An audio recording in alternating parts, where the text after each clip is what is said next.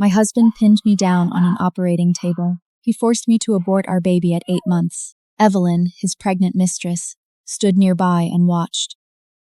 He didn't know he was sterile. Only I could carry his child.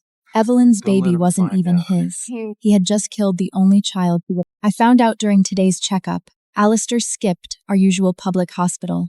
He took me to a suburban research center. He swapped my prenatal care for an abortion plan. I thought it was a system error. No error. I have something to tell you. I have a girlfriend, Evelyn. She's been with me since before we married. But she's pregnant. Her child needs the Ford last name. So you want a divorce? He wiped gel off my stomach, laughing. What are you talking about? You're my only wife. And your parents are gone. Where would you even go if we got a divorce? Just adopt Evelyn's child. We're terminating your pregnancy. I can't risk you putting your own child first. He handed me the consent form. Be sweet. You'll always be Mrs. Ford. He said it like he was canceling an order, not killing our 8-month-old baby. I turned toward the operating room. No! Don't bother Alistair Ford! I hope you never regret today's decision! I didn't wake up until 3 days later. The doctor's voice came first. Mr. Ford, that was reckless. 8 months is very dangerous. But demanding a hysterectomy too, your wife nearly bled out. Alistair's voice held no concern. I promised Evelyn only one child, hers. Ensuring Audrey can't conceive again was safest. He saw me wake, no panic. He tucked me in, his tone mocking. I didn't expect the bleeding. But Evelyn's top medical team was on standby. Her doctor saved your life. You should thank her. Alistair Ford. I punched at his face with all my strength. My hand grazed his cheek, leaving no mark. Just then a small figure flew over. How dare you hit him! He sat outside the ICU for 3 days waiting for you! I caught Alistair's tender, pained gaze. I had seen that expression before. I'll take this. He looked at me that way after I drank in his stead at a business dinner. Alcohol poisoning cost us our first child. He held me and cried all night. Now that same look was for another woman. And I lay here, no uterus, no child, covered in tubes. That look. He had it when loan sharks tried to sever his hands. I knelt, slamming my forehead until blood flowed, just to save him. Please, I have the money. Let him go. I pawned my mother's only keepsake to pay off his debts. I did everything for him. Now, my sacrifice couldn't compete with a new girl's tears. I dragged my body upright. So I'm supposed to be grateful? Grateful he killed my child and took my uterus? Grateful he sat outside the ICU like that made him a good man? Evelyn glared, then snapped. Evelyn. She grabbed a small knife from the bedside tray. She pointed the blade at her own pregnant belly. Evelyn. I'll cut the baby out! I'll tear my womb out for you! Are you happy now? Evelyn. Alistair caught her, gripping the blade with his bare palm. Blood dripped from his hand. He looked at me, cold. Are you seeing this? Do you see what you've pushed Emmeline into, her baby, for your feelings? Are you satisfied? With that, he grabbed Evelyn and walked away. My stitches weren't even out yet. Every breath felt like a knife twisting in my gut. 10 years. I gave him everything, only to receive a blank life. That afternoon, the housekeeper messaged me. The door codes were changed. The note was just a single line. I sat alone, surgical stitches throbbing. Dusk fell outside the window. I closed my eyes, remembering when we had nothing 10 years ago.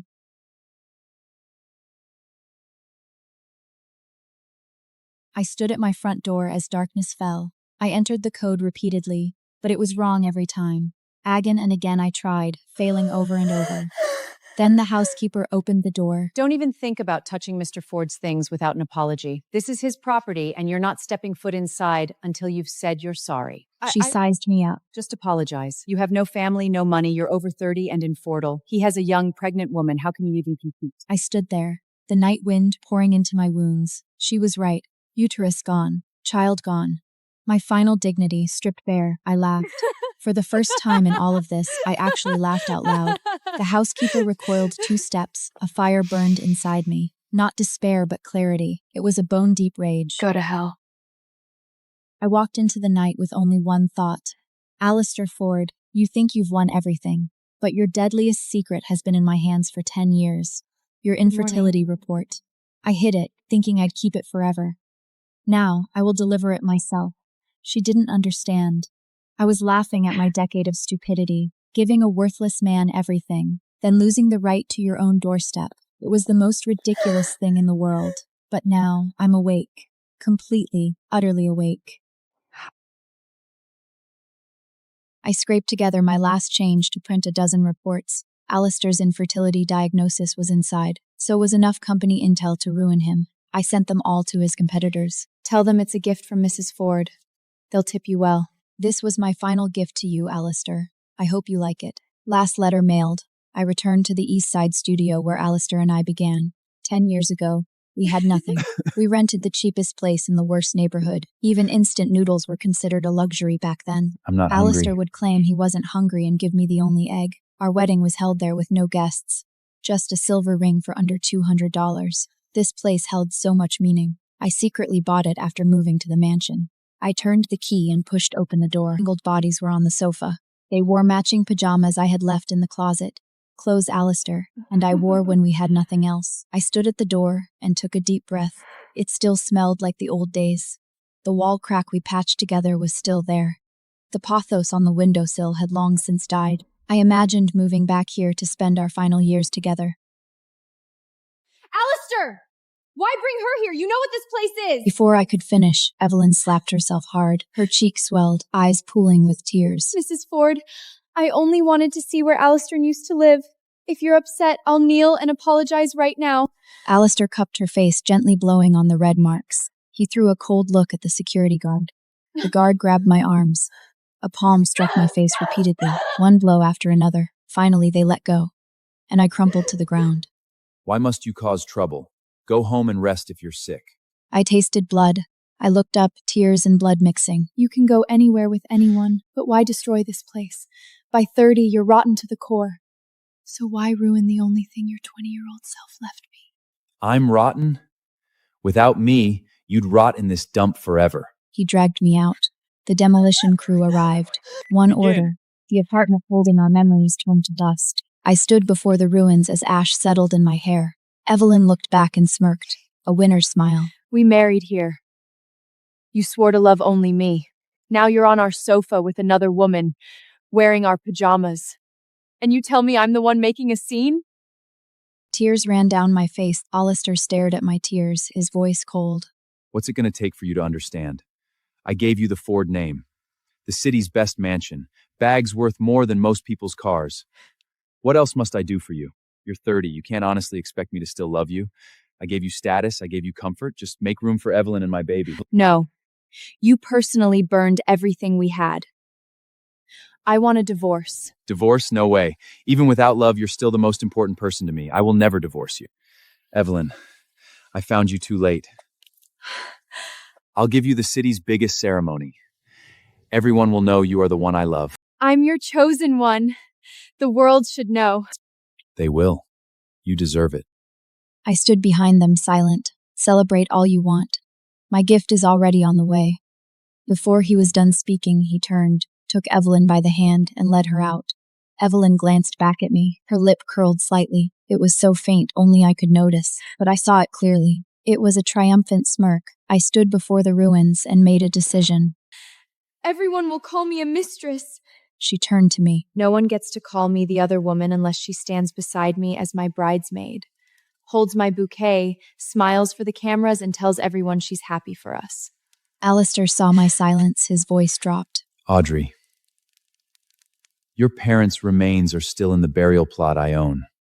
You don't want them moved to some unclaimed public plot, right? My chest hollowed out. Even my breath tasted of blood. Fine. I'll do it. Evelyn beamed and threw herself into Alistair's arms. He stopped at the door. It's just a ceremony. You're still Mrs. Ford. We'll travel after the baby arrives. Consider it compensation. Okay. He didn't know the letters were already on the way. His deadliest secrets were flying toward every enemy's desk. Alistair's voice dropped as if talking to himself. When I was broke, only you stayed. But understand, wealth changes a man. His eyes softened for a split second. Then he turned, took Evelyn's hand, and walked away. The door closed. I stood alone in the empty hallway. On the day of the ceremony, in. Alistair had security take me to the dressing room early. Evelyn complained her dress was heavy. Mrs. Ford, can you help me with my shoes? Alistair frowned, about to speak.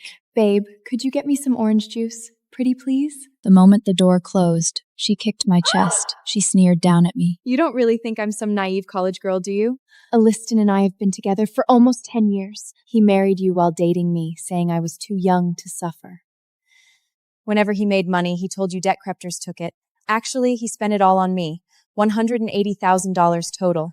You collapsed at the factory, nearly dragged into the machinery. Once he found out, he held you, trembling, saying it was all his fault. All of it, every moment, lies. The bracelet you risked your life to redeem from Loneharks? He gave it to me, calling it cheap street junk. I thought it was ugly, so I threw it away. I simply couldn't stand anymore. For 10 years, I lived every day in a carefully scripted scam. And the man behind it all was the one I nearly died protecting. Know the funniest part? He celebrated with me in the bed you bought. Every single time he took your money. Then you got pregnant. I was so angry I wouldn't let him touch me. So he staged that dinner to get you drunk until you miscarried. While you fought for life in surgery, he was on the phone with me. He was begging me not to be mad. It hit like a baseball to the skull. My vision turned black. He loves me, yet he won't divorce you. You're nothing but dead weight from the past. She smiled. What would he do if you tried to hurt my baby? Glass shattered behind me. A champagne bottle was held against her own belly. Then she screamed, "Alistair, save me." The door exploded inward. Alistair grabbed my wrist and slammed me to the ground. Evelyn was curled up, blood seeping from under her robe. It wasn't me! You dared hurt the child! You disgust me! Evelyn hid in his arms, secretly wiping a smile from her lips. You hurt Evelyn's child. Don't blame me for what follows. There are cameras in the dressing room! Watch the tape! It wasn't me! He didn't look back. He didn't even hesitate for a single second. Through tears and terror, I heard his command. Move her parents' ashes to a public plot. Get them off my land. No! My baby is gone. What's the point of even living? I might as well be dead. Alistair turned pale. He lunged to pull her back. He looked at me. All warmth had vanished. You've exhausted my last shred of feeling for you. Take her to the police station. Tell them to give her special care. I want her in pain every day. 2 guards dragged me out. In the hallway, guests whispered and stared. No one intervened. I looked back at the closed door. Inside, Evelyn was giving her life's greatest performance. The cost was my parents' final resting place. Evelyn was rushed to the hospital. Alistair never left her side. The ear doors shut. No one knew another act was playing out inside. In ER, the doctor spoke to Alistair. Your child, Mr. Ford, you have complete aziosia. You're sterile. Then whose child is it? Alistair spun around. Sterile?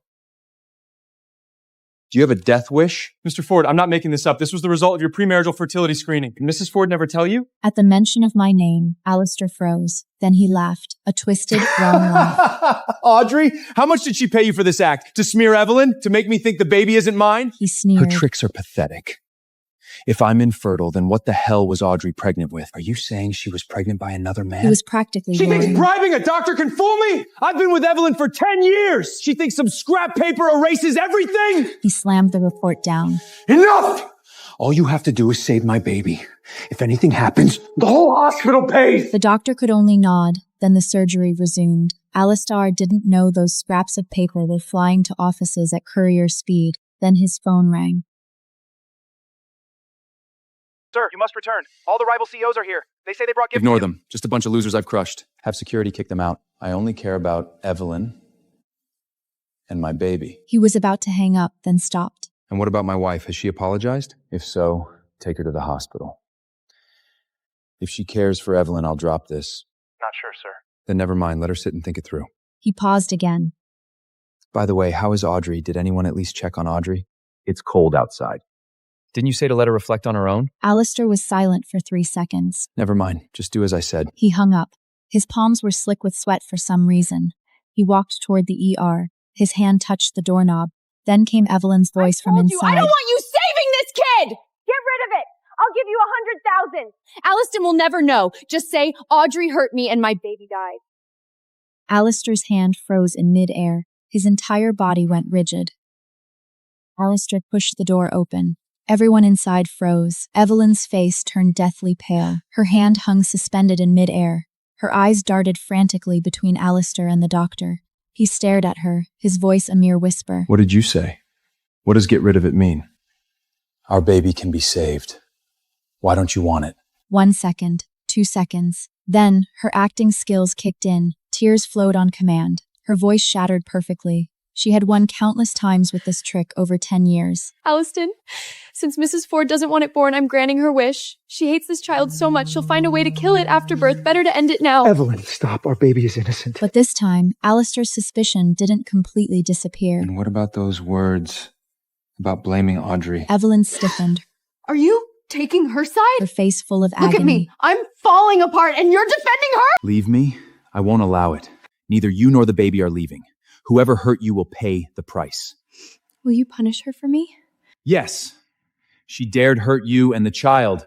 She'll face the consequences. Evelyn leaned against him. She'll never get near the baby. But my baby needs an official family name.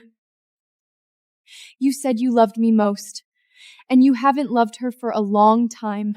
Alistair closed his eyes. After a long pause, he said, You're the one I love most. But thinking of divorcing her, it feels wrong, like something is being forcibly ripped out. Maybe I'm too sentimental. I'll send her abroad. She'll never appear before you again. Evelyn finally smiled and nodded. The baby is fine. She can be discharged. Fine, as you wish. In that moment, it hit me deep down. He'd always known the answer. He just couldn't bring himself to face it. Evelyn emerged in her gown. Alistair stood by her side. The host raised the microphone. Wait. A voice called from the back of the room. Several men in expensive suits stood up, their faces beaming with pleasure. How could we miss such a grand event without gifts? Alistair's heart turned to ice. Your gifts can wait until after the ceremony. But Evelyn recognized them, the industry's biggest names. She knew nothing of the bad blood between them and Alistair. A thought flashed. If it were Audrey, she wouldn't do this. She would have sensed the danger before anyone spoke. She likely would have stopped them before they even entered the room. He was startled. Why think of Audrey? He forced the thought down. Since Evelyn wants to see, go ahead. Everyone wore a knowing smile. One man raised his hand and clapped twice. Then the lights died. The massive LED screen ignited. Audio of a woman's moans spilled from the speakers. The screen showed Evelyn, nearly naked, pinned under a man. Not Alistair. Alistair's pupils contracted. He recognized that face, her college classmate. What if you get pregnant? Even better. I tried so long but never conceived his child. I won't force a divorce. I'll make him beg me to marry him for the sake of the child. Perfect. I'd use your sperm and pass the baby off as Alistair's. The classmate laughed. The city's richest man will raise my kid. A collective gasp filled the room. Alistair's smile froze. He expected photos of him and Evelyn. He didn't care. But that footage shattered everything he built in 10 years. It's not true! It's fake! It's AI! Someone is out to destroy me! The rivals laughed. Mr. Ford, it's not over. Gift 2, a paternity test. Oh, and one more thing. We brought the baby's real father. White papers cascaded from above, covering the venue like snow. A man was dragged through the side door, his face ashen. She approached me! It had nothing to do with me! Alistair bent down, trembling as he picked up a report. No, this is fake. It must be fake. If I'm truly sterile, then how did Audrey get pregnant? She loves me. She would never betray me. A cold sneer rose from the crowd. We have the answer right here. This is your pre-wettable screening from 10 years ago. Mr. Ford, you are indeed completely sterile. As for Mrs. Ford, her genetics are extremely rare. She's the only person recorded who could activate your sperm. Simply put, she was the only woman who could bear your child. The doctor looked at Alistair. Mrs. Ford found out and kept it to herself. Told no one. She stayed, knowing she was the only woman who could give you a biological child. And you destroyed them both. The doctor looked at Alistair, hesitating. At least you still have one biological child. Treasure her. Treasure that baby. The words hit him. Alistair staggered back, legs buckling as he collapsed. My baby. My precious baby. He clawed at his hair.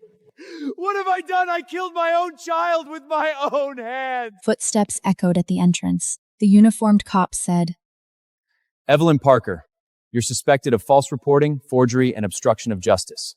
Follow us. Evelyn lunged at Alistair. Save me! I can't go to prison! You promised to protect me! Alistair looked up. His eyes were hollow. Evelyn Parker, you lied to me. For you, for another man's bastard, I hurt the only person who loved me. I killed my only child. I'll make you pay for everything! Wild, desperate screams filled the air. They dragged her toward the exit. Her screams faded down the hall until they disappeared. No! No! Let me go! Alistair lunged to his feet and grabbed his assistant's collar. Where's Audrey? I'll give her everything.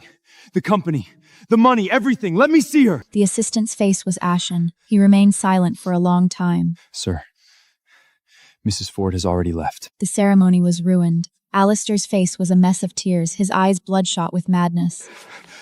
I'll kneel and beg her if she'll just forgive me. I'll kneel and beg her if she'll just forgive me. Sir, she told me to deliver one final message before she went. Alistair trembled all over. What message? From today, we are over. Never to meet again, in this life or the next. Afterward, the Sterling Group collapsed. The scandal exploded online.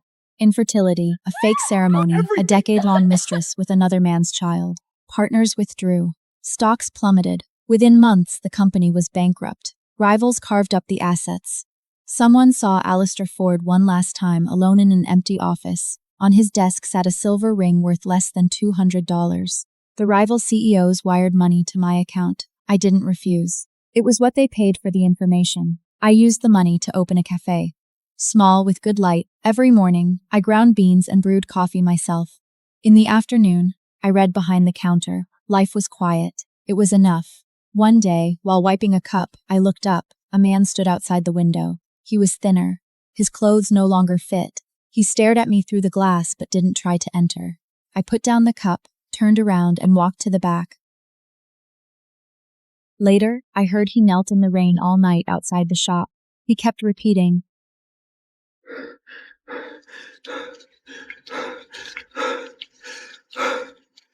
I was wrong. I was wrong. Some things cannot be solved by those 3 words.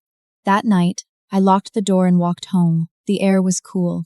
The streetlights were warm. This is life without him. It is good. He killed my baby and took my womb, moved my parents' ashes behind my back, stood there while they slapped me, destroyed the only refuge I had left, and gave 10 years of my love to a liar. I no longer hate him. Hate takes too much energy. I simply never want to see him again. This is how life without him feels. It is peaceful.